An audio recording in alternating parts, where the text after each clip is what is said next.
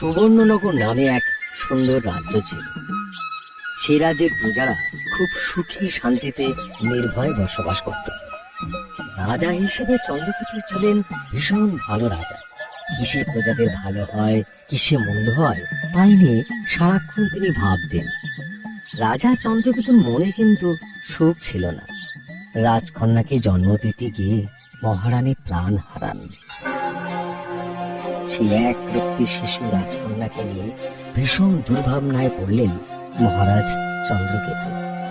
মন্ত্রী আমত্তদের পরামর্শ মতো মহারাজ আরেকটি বিবাহ করলেন, এই ভেবে যে মা হারা রাজকন্যা কাঞ্চনমালা যেন মায়ের ভালোবাসা পায়। কাঞ্চনমালার সৎ মা মহারানীর লাবণ্যময়ী ছিল খুব সুন্দরী। তার ছিল এক জাদু আয়না।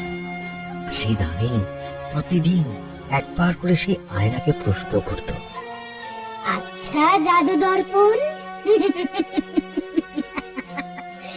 বলো তো এই বিশ্বে সুন্দর কে সবচেয়ে? কে বা আছে? তুমি ছাড়া, তুমি হলে বিশ্ব সেরা। মহারানী খুব খুশি হতো সেই কথা শুনে। নিজের রূপের প্রশংসা কি না ভালোবাসে। এমনি ভাবে দিন যায়, মাস যায়, বছর যায়। মা হারা রাজকন্যা অবহেলায় বেড়ে উঠতে থাকে। রাজকন্যা কাঞ্চনমালার বন্ধু ছিল বনের প্রজাপতি, পাখি, রং বেরঙের ফুল আর বনের পশু। একদিন মহারাজ যুদ্ধে গেলেন। রাজপ্রাসাদে রাজকুমারী একা। আর সেদিন মহারানী লাবণ্যময়ী তার জাদু আয়নাকে প্রশ্ন করল, আচ্ছা জাদু দর্পণ, বলো তো এই বিশ্বে সুন্দর কে সবচেয়ে? এবার কিন্তু জাদু আয়না উত্তর দিল, এতদিন ছিলে তুমি রানী সুন্দর সবার চেয়ে। কাঞ্চনমালা সুন্দর এখন, বলছি তোমার চেয়ে। না না না, এই কথা শুনে লাবণ্যময়ী প্রথমে খানিক কাঁদ দিল, তারপর খুব রেগে গেল কাঞ্চনমালার উপর। হিংসায় জ্বলে পড়ে উঠতে লাগলো। খালি ভাবতে লাগলো কি করে কাঞ্চনমালাকে এই পৃথিবী থেকে সরিয়ে দেওয়া যায়। যেমন ভাবা তেমন কাজ। মহারাজ এখন রাজপ্রাসাদে নেই, এই তো সুযোগ। এই সুযোগে রাজকন্যাকে সরিয়ে দিতে পারলেই লাবণ্যময়ী নিশ্চিন্ত।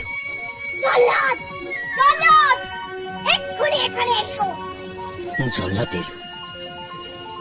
রানী তাড়াতে মোহর দিয়ে বলে, কেউ যেন জানতে না পারে। বনের মধ্যে নিয়ে গিয়ে রাজকন্যাকে কতল করে এসো। যাও জল্লাদ, যাও। কেউ জানতে পারল না। জল্লাদ কাঞ্চনমালাকে ঘুরিয়ে ঘন বনে ঢুকল। কিন্তু ঈশ্বরের কি খেলা! দয়া মায়াহীন জল্লাদের মনে কি যে হলো! কোমর থেকে ছুরি বার করে সে যখন কাঞ্চনমালার গলায় বসাতে যাবে, রাজকুমারীর ডাগর চোখের দিকে তাকিয়ে তার হাতের ছুরি হাত থেকে পড়ে গেল।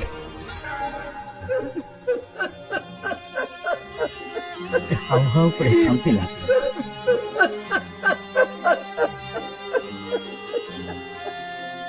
সেই ঘন জঙ্গলে তাকে একা রেখে জল্লাদ চলে গেল। যাবার আগে রাজকন্যাকে তার সৎ মায়ের সব কথা বলে গেল। সব শুনে রাজকন্যার খুব কষ্ট হল। সে গাছতলায় বসে আকুল হয়ে কাঁদতে লাগল। অনেকক্ষণ কেঁদে রাজকন্যা ক্লান্ত হয়ে পড়ল। পেটে সারাদিন দানা পানি পড়েনি, তবুও সে মনের জোর হারায়নি। সে তার ছোট্ট ছোট্ট পায়ে এগিয়ে চলে। অনেকটা দূর হাঁটার পর সে দেখতে পেল একটা বাড়ি।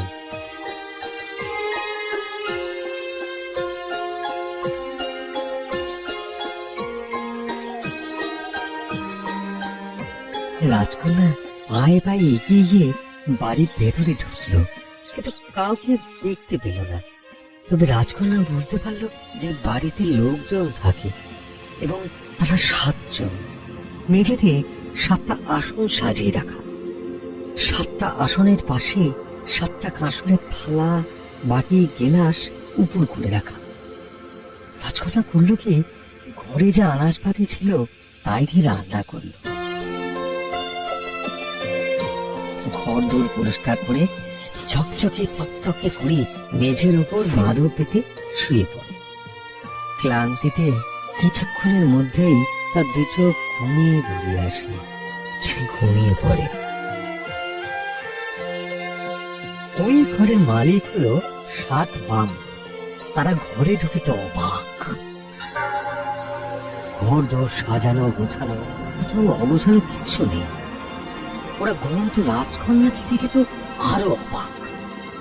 অমন ফুটফুটে সুন্দর মেয়ে এই জঙ্গলে কি করে এলো তারা ভেবেই পেল না।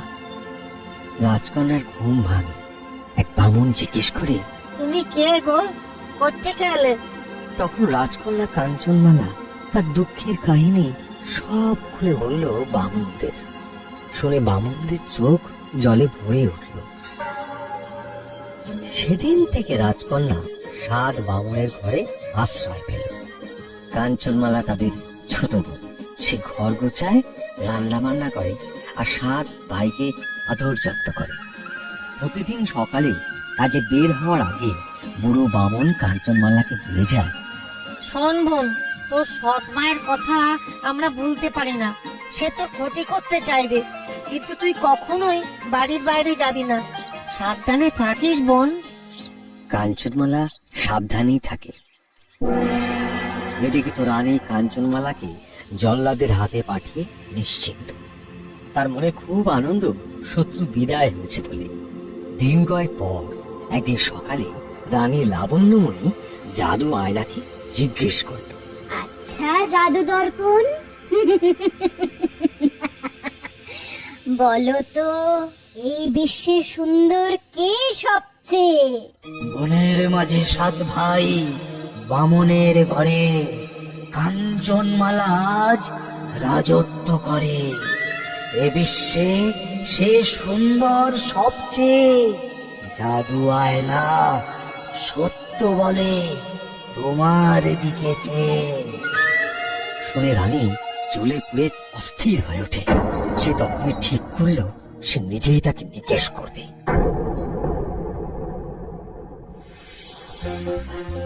এই ভেবে রানী পরদিন লম্বাহারি চুলের ফেতে নিয়ে ফেরিওয়ালার ছদ্মবেশে 7 বামুনের ঘরের সামনে এসে হাজির। দূর থেকে সে দেখতে পেল রাজকন্যাকে। দেখে সে গলা চড়িয়ে হাঁক পারল, ও সুন্দরী কন্যে, এসো এসো, তোমার চুলে রঙিন ফিতে দিয়ে চুল বেঁধে দি।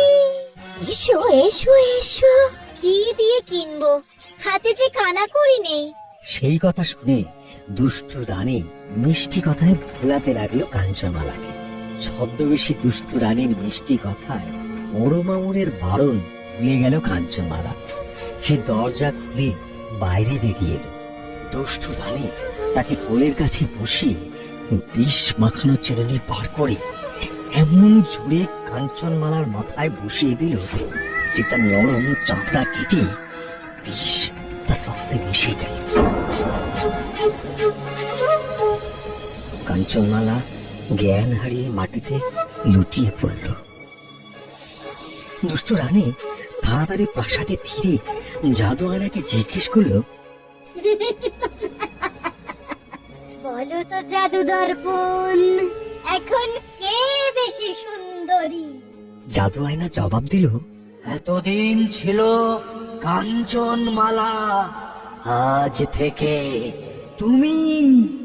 এই কথা শুনে রানী আনন্দে অস্থির হয়ে উঠল। তার মুখে হাসি আর ধরে না। সেদিন সন্ধ্যায় 7 বামন ফিরে এসে দেখল রাজকন্যা মাটিতে পড়ে আছে। বিষের জ্বালায় তার সারা দেহ নীল হয়ে রয়েছে। কাঞ্চনমালা গভীর ঘুমে অচেতন। সাত বামন অনেক চেষ্টা করেও কাঞ্চনমালার ঘুম ভাঙাতে পারল না। সুখে দুঃখে তারা বাঁধতে লাগলো। রাতটা এইভাবেই কাটলো। পরদিন সকালে সেই সাত বামন মিলে ফুল লতা পাতা দিয়ে একটা সুন্দর বিছানা তৈরি করে আর সেই বিছানার মধ্যে কাঞ্চনমালাকে শুইয়ে দিল। তখন বড় বামন একটা ঘুঁটিতে করে জল নিয়ে সারা শরীরে ছিটিয়ে দিল আর কাঁদতে কাঁদতে বলল,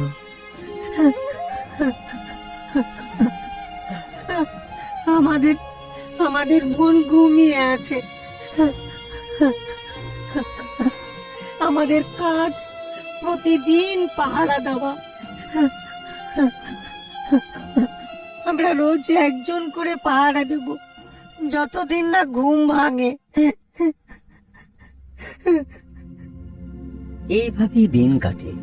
একদিন যায়, দুদিন যায়, কাঞ্চনমালার ঘুম আর ভাঙে না। এইভাবে 6 দিন কেটে গেল। আজ ছোট বাপন কাঞ্চনমালার ফুলের বিছানার সামনে বসে পাহারা দিচ্ছে। হঠাৎ এক রাজকুমার সেই পথ দিয়ে ঘোড়ায় চলে যাচ্ছিল। সে দেখতে পেল ফুলের বিছানায় শুয়ে থাকা কাঞ্চনমালাকে। অমনি সে ঘোড়া থেকে নেমে এগিয়ে গেল। ছোট বাবন কাঞ্চনমালার জীবনের সব ঘটনা শোনালো। রাজকুমার সব শুনে কাঞ্চনমালার ফুটফুটে সুন্দর মুখটা তুলে ধরল। রাজকুমারের চোখ থেকে জলের ধারা নেমে এলো। সেই চোখের জল যেই না কাঞ্চনমালার কপালে পড়ল, কাঞ্চনমালার বোঝা চোখ খুলে গেল। লাল টুকটুকে ঠোঁটে হাসি ফুটিয়ে সে উঠে বসল। ছোট বামন সবাইকে ডেকে আনলো। সবাই খুব খুশি। রাজকুমার বলল, আমি আমার দেশ চম্পকনগরে কাঞ্চনমালাকে নিয়ে যাব। কাঞ্চনমালা হবে আমার দেশের রানী। এই কথা শুনে সাত বামন ভাইয়ের সে কি আনন্দ। বড় বামন আনন্দে কাঁদতে কাঁদতে বলে, এই জঙ্গলে কেউ কে দেখাশোনা করবে বলো? এই ভালো হলো, এই ভালো হলো। আমাদের বোন তার নিজের সংসারে সুখে থাকবে। তারপর সাত বামনের কাছ থেকে বিদায় নিয়ে কাঞ্চনমালা রাজকুমারের ঘোড়ায় চেপে চম্পক নগরে পাড়ি দিল। যাবার আগে কাঞ্চনমালা সাত ভাইকে ভুলে গেল এটাই তার নিজের বাড়ি। তাই সে মাঝে মাঝে রাজকুমারকে নিয়ে এখানে আসে।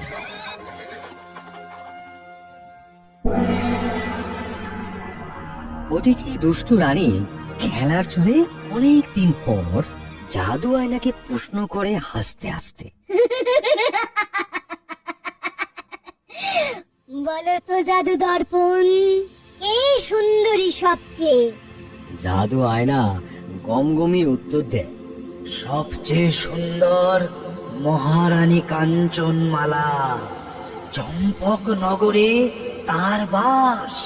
তার ক্ষতি যদি করতে যাও হবে সর্বনাশ। লাবণ্যই আয়নার ওপর আঘাত করল।